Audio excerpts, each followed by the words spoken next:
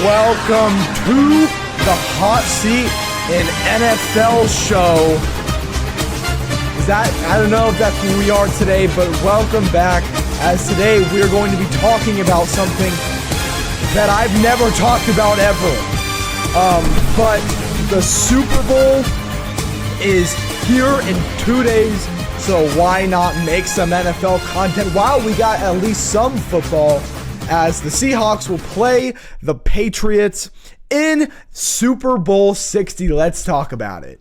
All right, so before we get into this video, as always, I'm Trent, your host. Make sure to hit the subscribe button. We just got to 160. Let's try to get to 200. We're 40 away. So if you want to be one of the special 40 to help get us there with all the people that have already joined this growing community, that would be awesome. Also, remember to hit the like button. You guys have been liking the show so much more now, and it's been so awesome. And it's great because when you guys like the show, YouTube promotes it, at least for my analytics, double the amount that it does for videos that don't really get like 1 to 2 likes. The ones that they're getting 5, 10, 15, 20, 25, please like the show.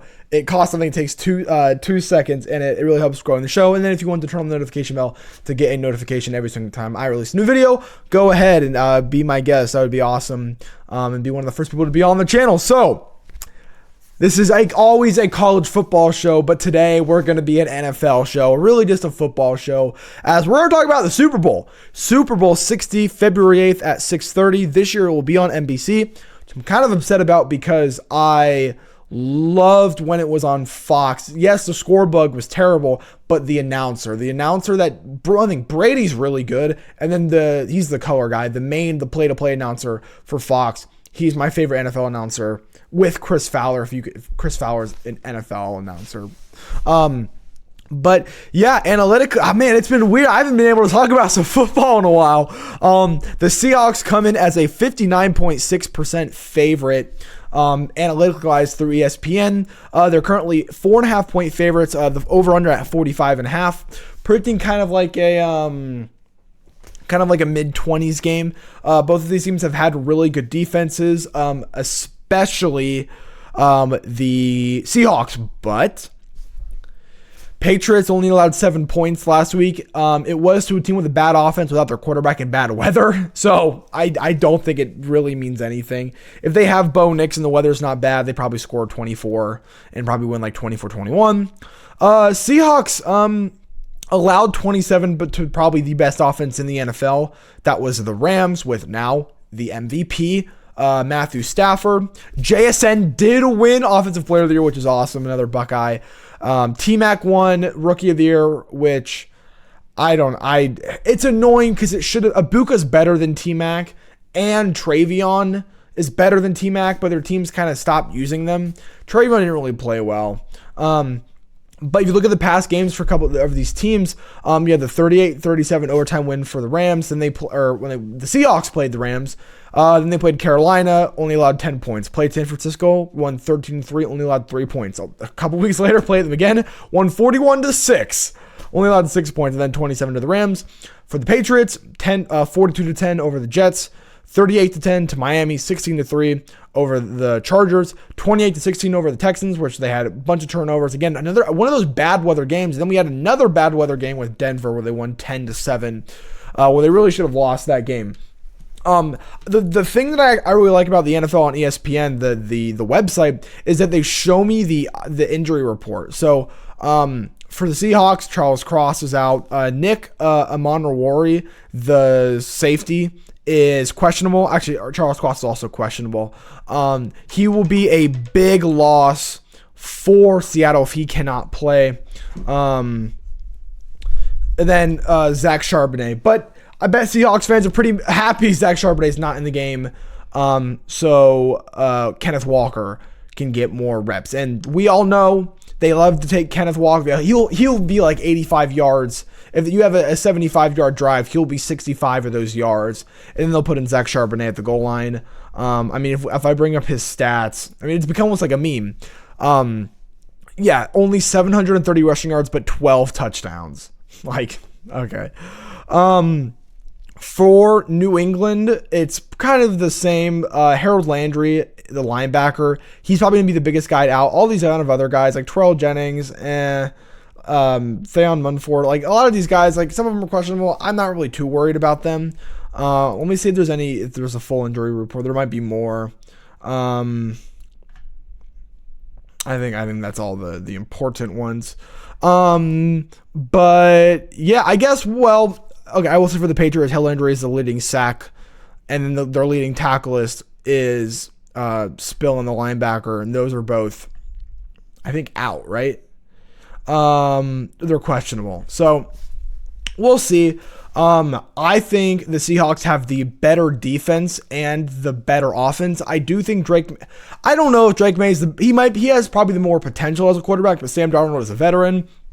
So I do think that Sam Darnold is do I think Sam Darnold's going to have a better night than Bo Nix? Yes, but that's not because of Sam Darnold, or not Bo Nix, Drake May. It's not because of Sam Darnold. It's because of that Seahawks defense. And man, what do they call this one? The death zone. It's not the Legion of Boom anymore. It's the death zone, I think. This defense is awesome. Yes, they allowed 27 points against LA, but LA is a really good. I mean, you look at LA, like LA's past games.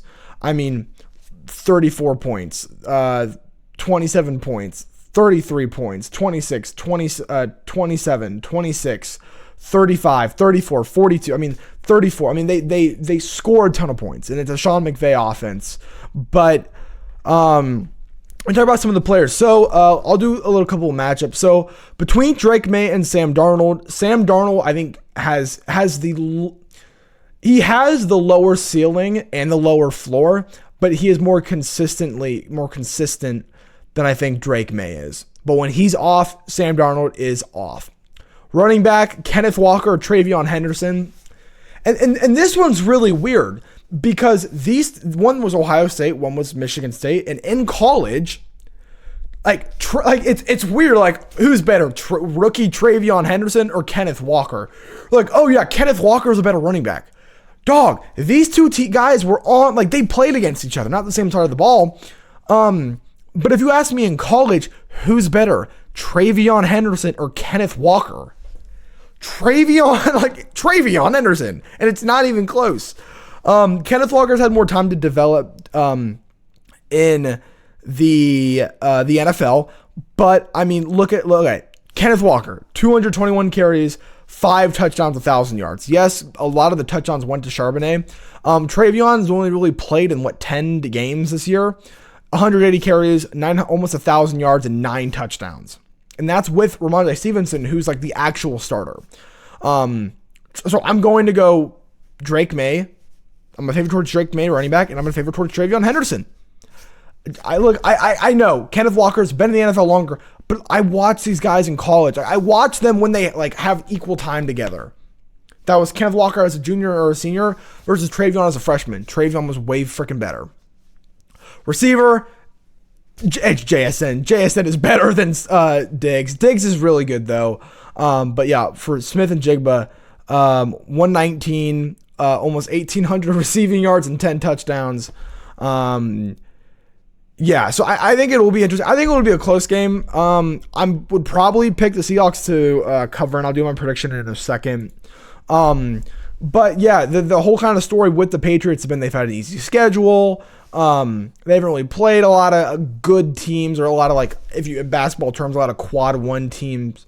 And they almost lost to the Broncos with Jared Stidham at quarterback. I am hesitant when it comes to having second year or rookies, or sometimes even third year guys winning Super Bowls. Sam Darnold has played so well. I actually don't think he's going to play that well this game. I think they're going to underestimate the team in the Super Bowl. I think the Seahawks, I think Sam Darnold might throw 2 interceptions in this game. The Patriots do have a good defense. Look what they kind of did to CJ Stroud.